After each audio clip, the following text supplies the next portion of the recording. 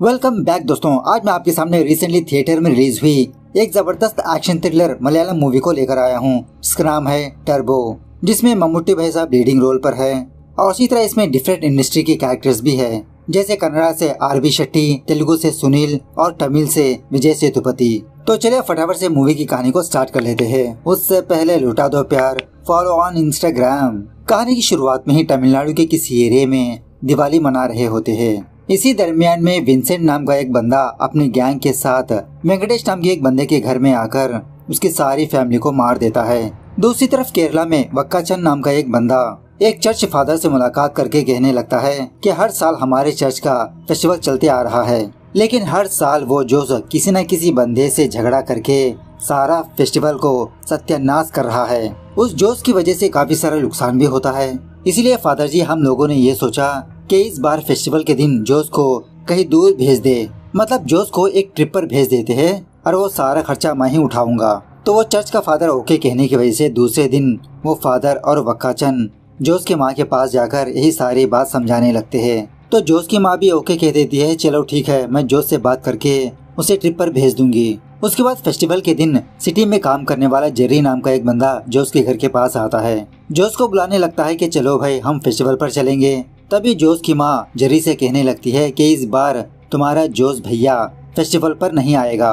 जोश को देखकर कहने लगती है कि मैंने तुम्हारे सारे सामान बैग में पैक कर लिया और इसी तरह उसमें पैसे भी है, तुम 3 दिन तक घर वापस मत आओ, कोडाईकनाल जाकर वहाँ पर एंजॉय करके आ जाओ। तो जोश बेचारा ट्रिप पर चला जाता है। खैर उसी रात एक गैंग इस चर्च के फेस्टिवल पर आकर जेरी को बहुत मारने पीटने लगते हैं। मतलब लास्ट ईयर जोश और इन लोगों के बीच कुछ झगड़ा हुआ था, इसीलिए ये गैंग इस बार यहाँ पर आकर जेरी और उसके फ्रेंड्स को बहुत मारने पीटने लगते हैं। लेकिन तभी जोश वापस अपने गांव लौटकर उन सारे लोगों को बहुत मार पीट कर वहाँ से भगा देता है। अब इसी फाइट के दौरान जेरी बहुत जख्मी हो चुका होता है। जोश फटाफट से जेरी को हॉस्पिटल पहुँचाता है। तभी जोश का एक पुलिस फ्रेंड डेविस जोश के पास आकर कहने लगता है, अरे जोश, कल रात जो गैंग आई थी वो तुम्हारे लिए नहीं आई थी, वो जेरी के लिए आई थी, उसे मारने पीटने के लिए। जेरी किसे प्यार कर रहा है, उसका नाम है इंदुलेखा। इंदु की फैमिली वालों ने इस रिश्ते से मना कर दिया।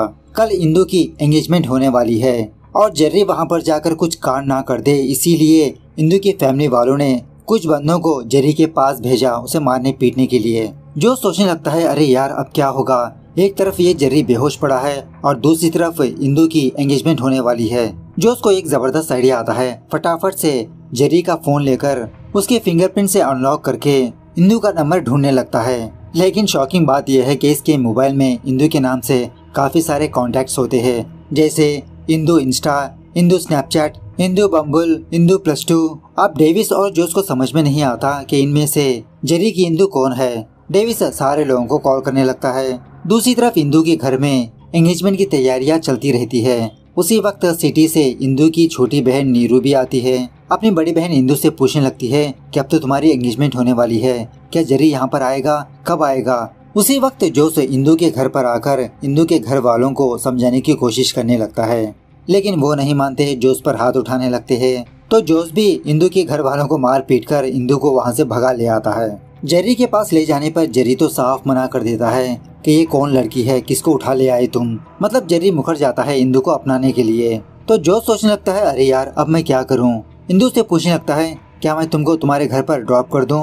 इंदु कहने लगती है कि तुमने इतना बड़ा कांड कर दिया, अब मैं घर भी नहीं जा सकती और वैसे भी मैं चेन्नई में जॉब करती हूँ, मुझे बस स्टॉप पर ड्रॉप कर दो, मैं वापस चेन्नई चली जाऊंगी। तो जोश भी ओके कहकर इंदु को चेन्नई की बस में बिठाकर उसको चेन्नई भेज देता है। उसी वक्त जोश की माँ जोश को कॉल करके कहने लगती है, मैंने सुना है तुमने किसी लड़की को किडनैप कर लिया, पुलिस वाले हमारे घर पर आ चुके हैं। देखो जोश, मेरी बात अच्छे से ध्यान में रखो, तुम फटाफट से उस लड़की को उसके घर के पास ड्रॉप करो, तभी घर में अपने कदम रखना जब तक तुम वापस घर मत आओ। तो जोश फटाफट से उस बस को चेस करते हुए इंदु के पास जाकर इसको वापस बुलाने लगता है। इंदु यही कहने लगती है कि मैंने तुमको ऑलरेडी कहा ना कि मैं कहीं पर भी नहीं जाने वाली, अब मैं चेन्नई जा रही हूँ बस। तो जोश भी इंदु के साथ चेन्नई जाने का डिसाइड कर लेता है। इसके बगल में आकर बैठता है, समझाने की कोशिश करने लगता है कि तुम मेरी सिचुएशन को समझ नहीं रही हो, मैं तुमको तुम्हारे घर पर ड्रॉप करूंगा तो तभी मेरी माँ मुझे घर के अंदर आने देगी, और ऊपर से मेरे घर के पास पुलिस वाले हैं, और वैसे भी तुम्हारे पास रात भर का समय है, अच्छे से सोचो,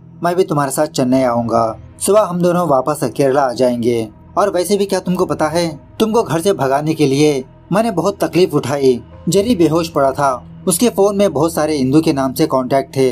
समझ में नहीं आया कि तुम्हारा नंबर कौन सा है। इसी बातों में इंदू भी अपने बारे में बताने लगती है कि मैं ICB बैंक में ब्रांच मैनेजर हूँ। खैर जब जो सोकर उठता है तो इसके बगल में इंदू नहीं होती, इसको कब का छोड़ के जा चुकी होती है। बस से बाहर आने के बाद इसको कुछ भी समझ में नहीं आता कि अब ये कहाँ पर जाए। दूसरी तरफ एंड्रयू नाम का एक बंदा इंदू से मिलने के लिए उसके बैंक पर आता है। थैंक यू बोलने लगता है कि आपने मेरा लोन पास कर दिया, मेरा शोरूम ओपनिंग है, आपको जरूर आना पड़ेगा। उसके बाद XMLA दिल्ली बाबू आकर इंदू से झगड़ा करने लगता है कि मैंने जमीन के सारे पेपर्स सबमिट कर दिया, लेकिन फिर भी तुमने मुझे लोन अप्रूव नहीं किया। इंदू दिल्ली बाबू को समझाने लगती है, अरे सर आपके डॉक्यूमेंट सही नहीं है, अगर सही होते तो मैं खुद पास करवा देती। लेकिन वो फिर भी बहुत झगड़ा करने लगता है। सिक्योरिटी गार्ड्स की मदद से दिल्ली बाबू को बाहर ढकेल देती है। उसके बाद जोश किसी भी तरह से इंदू के पास आता है, कहने लगता है, अरे यार ये क्या कर दिया तुमने, बिना मुझे इन्फॉर्म किए वहाँ से चली आई। तुम्हारे बैंक को ढूंढने के लिए मैंने तो बहुत मेहनत की। इंदू कहने लगती है कि मैंने आपसे ऑलरेडी कहा कि मैं वापस अपने घर पर नहीं जाने वाली। इस तरह से इन दोनों के बीच हल्के से झगड़ा होने लगता है। जो सोच रहता है कि जब तक इंदू वापस घर पर नहीं आएगी वो चेन्नई में ही रहेगा। इस तरह से एक छोटी सी लॉज में स्टे करने लगता है, लेकिन उस लॉज में गर्म पानी न आने की वजह से उस लॉज वाले बंदे से झगड़ा करके उसको बहुत मारने पीटने लगता है। तो वो लॉज वाला बंदा जोश के ऊपर कंप्लेंट दर्ज करने लगता है। वो पुलिस वाला इंदू को पुलिस स्टेशन पर बुलाकर सारी बात समझाने लगता है और ये भी कहने लगता है कि उस बंदे ने तुम्हारा नाम ही लिया कि इस शहर में वो तुमको ही जानता है, इसीलिए हमने तुमको बुलवाया, फाइन पे करके उसको छुड़ा ले जाओ। तो इंदू उसी तरह से उस पुलिस वाले को हल्के से रिश्वत देकर जो उसको बाहर लाती है। बाहर आने के बाद कहने लगती है कि देखो तुम मेरे फ्लैट पर आकर फ्रेश अप वगैरह होकर अगली बस पकड़कर तुम केरला चले जाओ, अब यहाँ पर रहने का कोई फायदा नहीं। तो जोश भी इसके लिए हाँ कह देता है और समझ लेता है कि अब जेरी से जाकर बात करेगा। थोड़ी देर के बाद नीरू केरला से इंदू के पास आती है, कहने लगती है कि फ्लाइट में मेरी मुलाकात जेरी से हुई। जेरी के फादर को ऑलरेडी 2 बार हार्ट अटैक आ चुका था और कल तुम जब सडनली उसके घर के पास पहुंच गई तो जेरी को कुछ भी समझ में नहीं आया, इसीलिए तुमको पहचानने से इनकार कर दिया। उसी वक्त जेरी भी इंदू के पास आता है, समझाने लगता है, प्लीज इंदू मेरी सिचुएशन को समझो, तुम सडनली घर के पास आ गई, मुझे कुछ भी समझ में नहीं आया कि मैं तुम्हारे बारे में मेरे पेरेंट्स को कैसे बताऊं, क्या बताऊं।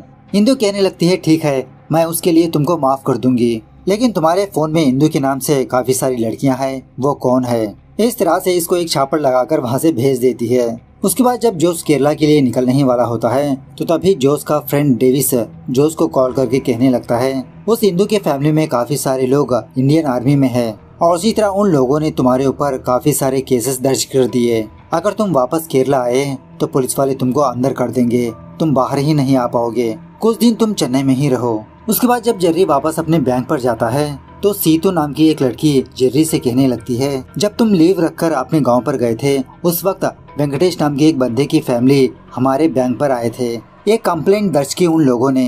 वेंकटेश के ससुर मरे हुए काफी साल हो गए और उनके याद में वेंकटेश की वाइफ ने अपने फादर की सिम इस्तेमाल कर रही थी। तो सडनली एक दिन उस नंबर को एक मैसेज आया कि 70 लाख रुपए विथड्रॉ हुए। वेंकटेश की फैमिली को ये भी नहीं पता कि उनके नाम से एक बैंक अकाउंट भी था, उसमें पैसे भी थे। 2 दिनों के बाद मैंने वेंकटेश को कॉल करने की कोशिश की लेकिन उनका फोन स्विच ऑफ में रहा। और यहाँ पर एक और शॉकिंग बात यह है जेरी कि वो 70 लाख ट्रांसफर होने में तुम्हारे ही पासकी का इस्तेमाल किया गया। ये सुनने के बाद जेरी शॉक में रह जाता है कि मरे हुए बंदे के बैंक अकाउंट से पैसे कैसे ट्रांसफर हो सकते हैं और ऊपर से मेरी पासकी इस्तेमाल करके उस ट्रांजैक्शन के बारे में हल्के से इंक्वायरी करने लगता है। उसके बाद जो जेरी से मुलाकात करके कहने लगता है कि अगर मैं केरला वापस गया तो पुलिस वाले मुझे अरेस्ट कर लेंगे, मैं कुछ दिन यहीं पर रहना चाहता हूँ। जेरी हल्के से डांटने लगता है कि तुमने मेरे फोन के कॉन्टेक्ट्स के बारे में इंदू से क्यों कहा, वो मेरे पुराने कॉन्टेक्ट्स थे, अब मैं उनसे टच भी नहीं हूँ। जोश कहने लगता है, अरे यार वो तो बस बातों ही बातों में निकल गया। इस तरह से रिक्वेस्ट करने लगता है तो जेरी फाइनली मान जाता है कि तुम मेरे ही रूम में रहो लेकिन मुझसे बात मत करना, तुम्हारी वजह से इंदू अब मुझसे बात नहीं कर रही। उसके बाद जेरी सीतू से मुलाकात करके कहने लगता है कि मेरे पासकी की मदद से लास्ट ईयर 80 करोड़ का ट्रांजैक्शन हुआ और इसके बारे में मुझे पता भी नहीं है।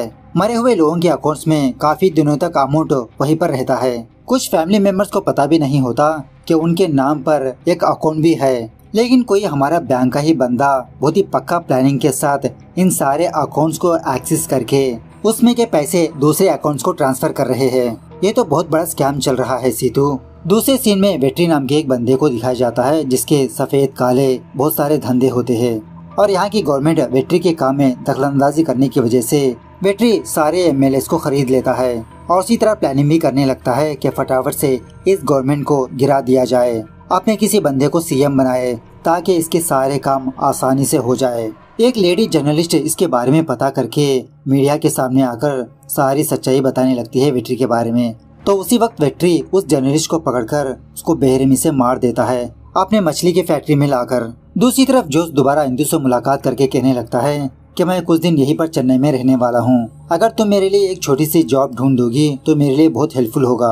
उसी वक्त एक एमएलए दिल्ली बाबू अपने आदमियों के साथ दोबारा इंदु के बैंक के पास आकर इंदु को मारने पीटने की कोशिश करने लगता है, लेकिन जोश उन सारे लोगों को मार पीट कर वहाँ से भगा देता है, इंदु की हेल्प करने लगता है। उसके बाद इंदु जिस बंदे को लोन अप्रूव किया था वही एंड्रयू उस बंदे के पास जाकर जोश के बारे में बताने लगती है कि मेरे जान पहचान का बंदा है, अगर आपके पास कोई जॉब हो तो उसको दे देना। सो इंदु की बात मानकर एंड्रयू जोश को अपना पर्सनल ड्राइवर बना लेता है। बाद में एंड्रयू इसका बॉडीगार्ड और जोश एक लोकल डॉन ऑटो बिल्ला के पास जाते हैं।